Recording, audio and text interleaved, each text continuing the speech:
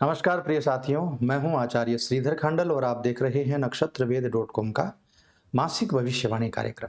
इस मासिक भविष्यवाणी कार्यक्रम में इस वीडियो में मैं बात करने जा रहा हूं मिथुन राशि के बारे में।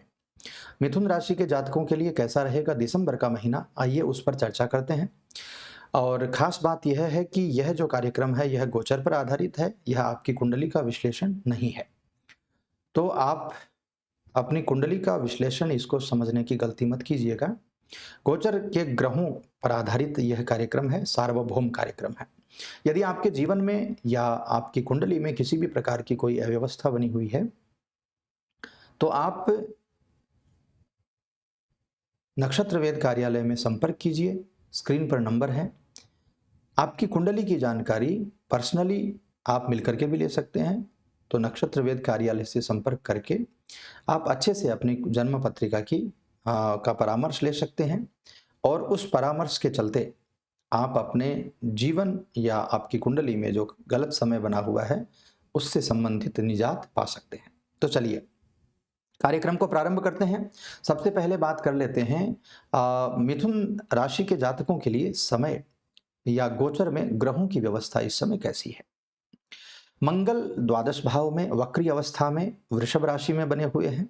मेष राशि में राहु की पोजीशन है 11th हाउस में। गुरु स्वग्रही हैं 10th हाउस में और अष्टम भाव में स्वग्रही शनि की व्यवस्था बनी हुई है मकर राशि में। छठे भाव में सूर्य शुक्र और बुध, जिसमें शुक्र और बुध वक्री हैं, क्षमा कीजिएगा अस्त हैं। केतु की व्यवस्था बनी हुई है पंचम भाव में। इस तरह की व्यवस्था है। इस तरह की व्यवस्था के चलते आपके दिसंबर के महीने का पूरा हाल देख लेते हैं। सबसे पहले बात करेंगे नौकरी करने वाले जातकों के लिए कैसा रहेगा यह समय। करियर के दृष्टिकोण से देखा जाए तो दसम भाव में देवगुरु बृहस्पति अपनी ही राशि में स्वगृही अवस्था में विराजमान है। तो कार्य क्षेत्र में मजबूती लाने का वो काम जरूर करेंगे। आपके व्यक्तित्व को बढ़ाएंगे, आपकी कार्य कुशलता को बढ़ाएंगे और आपका मान सम्मान इस समय बढ़ेगा। आपको एक नई प्रेरणा मिलेगी, बड़े लोगों से कुछ नई प्रेरणा होगी और उस प्रेरणा से या कुछ बड़े लोगों के द्वारा आपका सम्मान बढ़ेगा। तो नौकरी की व्यवस्थाएं काफी मुझे अच्छी दिखाई दे रही हैं इस समय। नौकरी में परिवर्तन करने का इस समय मुझे नहीं लगता कि कोई बहुत अच्छा योग है गोचर के अनुसार। तो नौकरी में परिवर्तन से संबंधित या जो लोग नौकरी ढूंढ रहे हैं उनको थोड़ी परेशानी से नौकरी इस समय मिल सकती है। इसके अलावा जब शुक्र और बुध सप्तम भाव में आ जाएंगे तो नौकरी में पदोन्नति के योग बन जाएंगे, इंक्रीमेंट के योग बन जाएंगे, तनख्वाह वृद्धि हो सकती है और नौकरी करने वाले या नौकरी ढूंढने वाले जातकों को भी आगे सफलता मिल सकती है। तो ऐसी व्यवस्थाएं हैं। मैं ये कहूँगा कि नौकरी करने वालों के लिए खराब व्यवस्था नहीं है। इस समय बहुत अच्छी व्यवस्था है। बस आप मन लगा करके काम करेंगे तो बृहस्पति देव आपके व्यक्तित्व को बढ़ा देंगे, आपके मान सम्मान को बढ़ा देंगे, आपकी कार्य कुशलता को बढ़ा देंगे, आपके हर चीज को बढ़ा देंगे जो आपके कर्म में आवश्यक है। अब बात करते हैं व्यापारियों के लिए। तो व्यापारियों के लिए शुरुआत जो होगी ना वो थोड़ी सी इस समय मुझे लगता है कमजोर रहने की स्थिति बन रही है। क्यों बन रही है? क्योंकि इस समय 6th हाउस जो है जिसमें सूर्य शुक्र और बुध की व्यवस्था बनी हुई है, जहां पर ऋण बहुत ज्यादा हो सकता है या बहुत ज्यादा ऋण आपने लेकर के कोई व्यापार की शुरुआत की है तो यहां पर थोड़ा सा आप परेशानी में आ सकते हैं। थोड़ा ज्यादा खर्च हो सकता है आपको, क्योंकि मंगल जो है वो द्वादश भाव में विराजमान है। तो द्वादश भाव के मंगल आपसे बहुत ज्यादा खर्च करवा सकते हैं।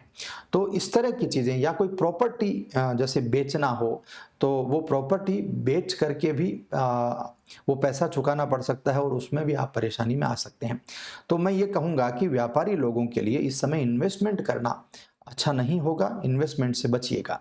इसके बाद शुक्र और बुध 3 तारीख और 5 तारीख को सप्तम भाव में आ जाएंगे। स्थिति अच्छी हो जाएगी, पार्टनर के साथ में व्यवस्था अच्छी हो जाएगी, सरकारी क्षेत्र से लाभ मिलने के योग बहुत अच्छे बन जाएंगे और कुल मिलाकर के बहुत बहुत अच्छी व्यवस्थाएं आपकी बन जाएंगी। तो शुरुआत के जो 3-4 दिन हैं महीने के, उसमें बहुत ज़्यादा गौर करने की ज़रूरत है, आपको बहुत ज़्यादा संभल करके चलने की ज़रूरत है।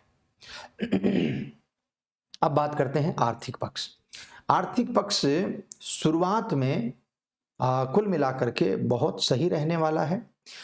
थोड़े खर्चे ज़्यादा होंगे। सूर्य बुध शुक्र की जो द्वादश भाव पर दृष्टि है वो भी अच्छी नहीं है, और साथ में मंगल द्वादश भाव में विराजमान है। शनि देव का अष्टम भाव में होना भी खर्चे बढ़ाने का कारण बन जाता है। मानसिक चिंताएं बढ़ जाती हैं, आर्थिक स्थिति को लेकर के भी चिंता बढ़ जाती है। तो महीने की शुरुआत का जो समय है वो ठीक ठाक है, लेकिन महीने के मध्य का जो समय है उसमें बड़े खर्चे हो सकते हैं, मानसिक चिंताएं बढ़ सकती हैं, फिनांस को लेकर के परेशानियां आ सकती हैं, ध्यान रखिएगा। बाकी सभी चीज़ें फिनांस से रिलेटेड भी इस महीने अच्छी हैं। कोई पुराना कर्जा यदि लिया हुआ है तो उसको चुका पाने में आप कामयाब हो जाएंगे। महीने के अंत में थोड़ा पैसा बचा करके रखिएगा तो आगे चल करके आपको बहुत साथ मिलने वाला है और अच्छी व्यवस्थाएं आपके लिए बनने वाली है। अब बात करते हैं स्वास्थ्य की। स्वास्थ्य के दृष्टिकोण से महीना बहुत ज़्यादा अनुकूल तो नहीं कहा जा सकता है। क्यों नहीं कहा जा सकता है?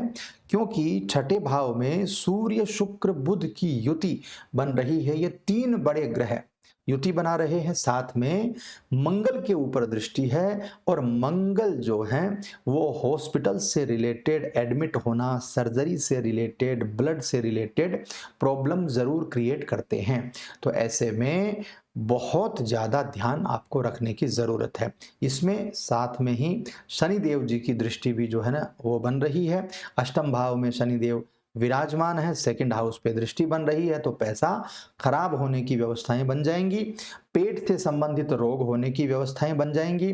ब्लड से रिलेटेड ब्लड क्लॉटिंग होना या ब्लड से रिलेटेड प्रॉब्लम्स इस समय बन सकती हैं। मानसिक तनाव बहुत ज़्यादा होने की वजह से हार्ट की कुछ प्रॉब्लम्स बन सकती हैं, क्योंकि सूर्य की दृष्टि भी द्वादश भाव पर जा रही है। तो यहाँ पर सूर्य शुक्र और बुध का 6th हाउस में बैठना बहुत अच्छा नहीं है। वहीं दूसरी तरफ मंगल का 12वें भाव में बैठना, शनि देव का अष्टम भाव में बैठ करके सेकंड हाउस को देखना, ये तीन चीजें ऐसी हैं जिनकी वजह से परेशानियां बन रही हैं। इसलिए ध्यान जरूर रखिएगा, अपने स्वास्थ्य को बचा करके रखने की कोशिश जरूर कीजिएगा। अब चलिए बात करते हैं प्रेम जीवन और वैवाहिक जीवन की।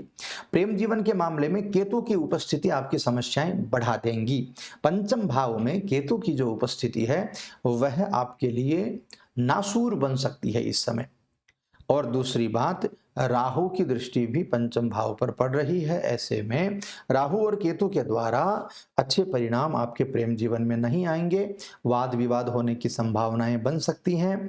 एक दूसरे के ऊपर शक करने से, एक दूसरे के ऊपर कुछ न कुछ मतलब गलत फहमियां रखने से प्रॉब्लम्स बन सकती हैं। और यदि आपके जीवन में किसी तरह की कोई ऐसी व्यवस्था है जिसमें ट्रायंगल बन रहा हो, यानी कोई किसी को धोखा दे रहा हो, ऐसी व्यवस्था में तो आपके प्रेम जीवन में बहुत ही खराब व्यवस्थाएं बन सकती हैं। तो ध्यान जरूर रखिएगा, ठीक है। अब बात करते हैं आपके वैवाहिक जीवन की। तो वैवाहिक जीवन की व्यवस्था में यहाँ पर आपका सप्तम भाव जो है वो एकदम क्लियर है, लेकिन सप्तम भाव के स्वामी जो हैं गुरुदेव बृहस्पति, वो विराजमान है आपके 10th हाउस में। और दूसरी बात, बुध और शुक्र दोनों जो हैं वो आ जाएंगे आपके सप्तम भाव में, और इसके साथ ही सूर्य देव भी 16 को सप्तम भाव में आ जाएंगे। सप्तम भाव पर मंगल की भी पूर्ण दृष्टि बन रही है। तो ऐसे में थोड़ा सा क्रोध से बच करके रहना है, तनाव से बच करके रहना है। यदि ये दो चीज़ों का आप पालन कर लेंगे तो मेरे हिसाब से आपका दाम्पत्य जीवन बहुत ही अच्छा हो जाएगा। अब बात करते हैं पारिवारिक जीवन की। पारिवारिक जीवन के मामले में दूसरे भाव पर शनि देव की पूर्ण दृष्टि है, तो पारिवारिक जीवन में भी कहीं ना कहीं थोड़ा असंतोष या थोड़ा तनाव इस समय बढ़ सकता है। अशांति की कुछ व्यवस्थाएं बन सकती हैं। हालांकि कुल मिलाकर के केवल शनि की दृष्टि होना ही पर्याप्त नहीं होता है।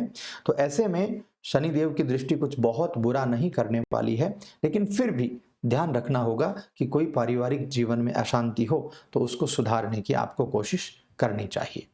अब बात करते हैं उपाय के बारे में। देखिए, मंगल का उपाय करना इस समय बहुत ज्यादा जरूरी है।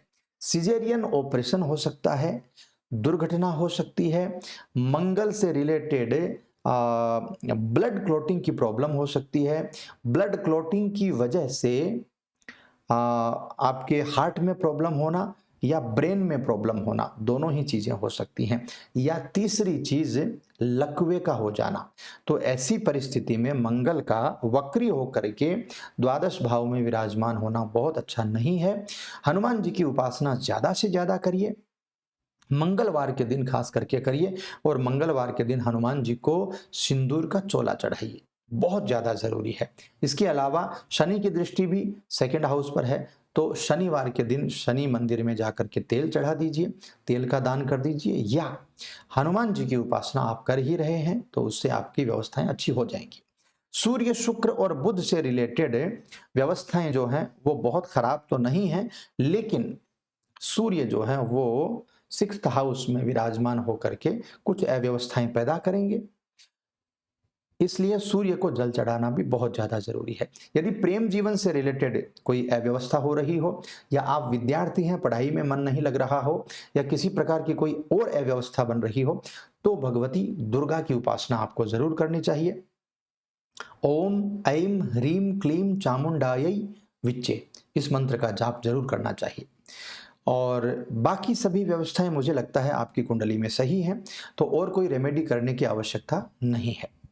तो मित्रों, ये था मिथुन राशि के जातकों के लिए दिसंबर का राशिफल। कैसा लगा आपको कमेंट करके ज़रूर बता दीजिएगा।